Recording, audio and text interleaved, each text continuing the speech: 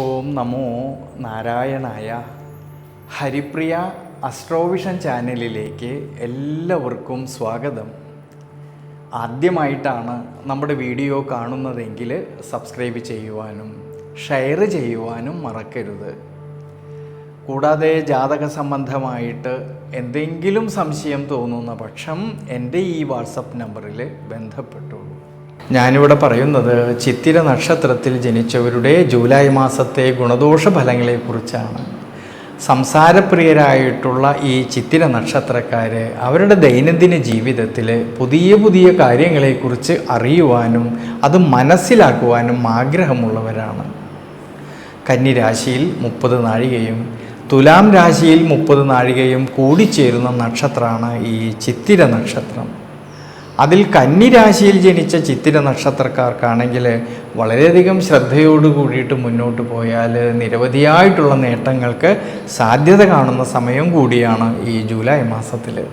ജന്മരാശ്യാധിപനായിരിക്കുന്ന ബുധൻ്റെ അനുകൂല സ്ഥിതി മൂലം ആരോഗ്യം തൃപ്തികരമായിട്ട് കാണുന്നുണ്ട് ഈ ഒരു സമയങ്ങളിൽ. ഇനി വിദ്യാർത്ഥികളെക്കുറിച്ച് ചിന്തിക്കുമ്പോഴാണെങ്കിൽ വളരെയധികം അഭിവൃദ്ധിയിലേക്കും ശ്രേയസ്സിലേക്കും എത്തിച്ചേരാമെന്നുള്ളതായ മനോബലം കിട്ടുന്നുണ്ട് ഈ വിദ്യാർത്ഥികളിൽ ഈ ഒരു സമയത്ത്. വിദ്യാമാതുലകാരകനായിരിക്കുന്ന ബുധൻ്റെ അനുകൂല സ്ഥിതിയും ജ്ഞാനകാരകനായിരിക്കുന്ന സർവേശ്വരകാരകനായിരിക്കുന്ന വ്യാഴത്തിൻ്റെ സ്വാധീന ശക്തിയും വിദ്യാർത്ഥികളിലെ പഠന സംബന്ധമായിട്ട് അഭിവൃദ്ധിക്കും ശ്രേയസ്സിനും സാധ്യത കാണുന്നുണ്ട്. പഠനത്തിൽ കൂടുതൽ മികവ് പുലർത്തുവാൻ കഴിയുന്നതായിട്ടുള്ളൊരു സമയമാണ് ഈ ജൂലൈ മാസത്തിൽ.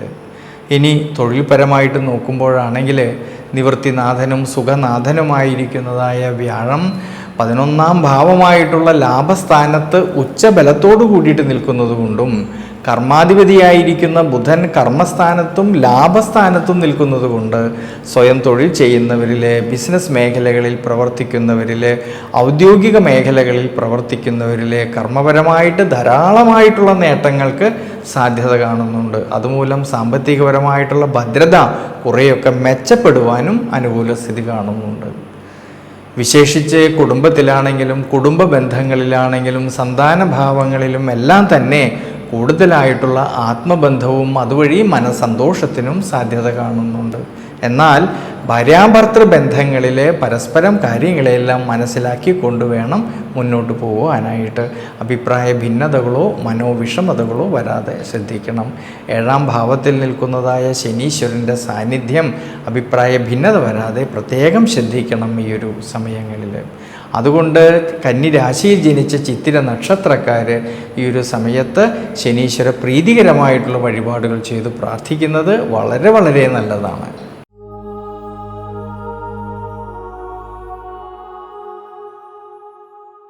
തുലാം രാശിയിൽ ജനിച്ചവരായിട്ടുള്ള ഈ ചിത്തിര നക്ഷത്രക്കാർക്ക് ഗുണദോഷ സമ്മിശ്രമായിട്ടുള്ള ഫലം കാണുന്നതായിട്ടൊരു സമയമാണ് ഈ ജൂലൈ മാസത്തിൽ.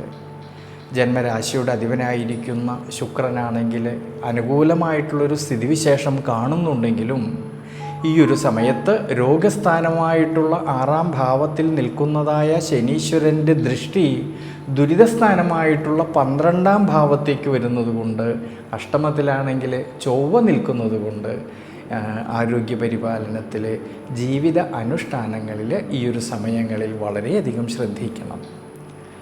സ്വയം തൊഴിൽ ചെയ്യുന്നവരിലാണെങ്കിലും ബിസിനസ് മേഖലകളിൽ പ്രവർത്തിക്കുന്നവർക്കാണെങ്കിലും ഔദ്യോഗിക മേഖലകളിൽ പ്രവർത്തിക്കുന്നവർക്കാണെങ്കിലും വളരെയധികം ശുഭാപ്തി വിശ്വാസത്തോടു കൂടിയിട്ട് മുന്നോട്ട് പോകുന്ന പക്ഷം കർമ്മപരമായിട്ട് ഉയർച്ചയിലേക്കും അഭിവൃദ്ധിയിലേക്കും എത്തിച്ചേരാമെന്നുള്ളതായ മനോബലം കിട്ടുന്നതായിട്ടുള്ളൊരു സമയമാണ്.